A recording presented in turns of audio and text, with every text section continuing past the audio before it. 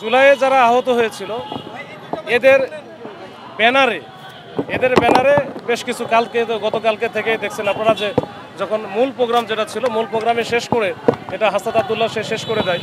শেষ করে দেওয়ার পরে তারা কিন্তু এরা কন্টিনিউ করতেছিল এবং ভোরের দিকে আমরা চেষ্টা করছিলাম বেশ কয়েকবার, কিন্তু আমরা পারি না, তারা থাকবে এখানে। এখন তারা কারো কথাই শুনে না। আজকে সর্বশেষ আমরা কিন্তু সন্ধ্যার পরে হাসান আব্দুল্লাহকে আবার নিয়ে আসা হয়েছিল বা সে আসছিল, এসে সে তাদের সাথে কিন্তু কথা বলেছে এবং যে বিষয়গুলো তাদের দাবি সেই দাবিগুলোর কিন্তু একেবারে এটা মোটামুটি মিট আপ হয়ে গেছে, যেটা একটু সময়ের ব্যাপার।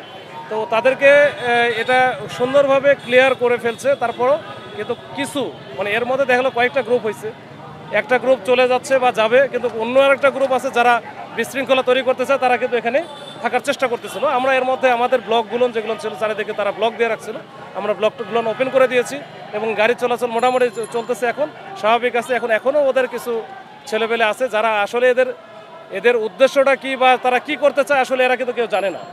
এরা মানে বিচ্ছিন্নভাবে আছে, এদের কোনো কনক্রিট কোনো সিদ্ধান্ত নাই, সিদ্ধান্তহীনতায় ভুগতেছে। তো এই অবস্থা প্রেক্ষিতে আমরা সব খুলে দিচ্ছি। এখন দেখা যাক। হাতাহাতির ঘটনা ঘটেছে আমার এখানে আমি যতটুকু দেখেছি এখানে কোনো হাতাহাতি বা এখানে কেউ আসেও নাই। আমরা এটাই চাই যে গত 3 দিন গেছে, 3 দিনই ছিল মোটামুটি বৃহস্পতিবার, শুক্রবার, শনিবার এবং আজকে রবিবার যেটা বৌদ্ধ পূর্ণিমা ছুটি ছিল।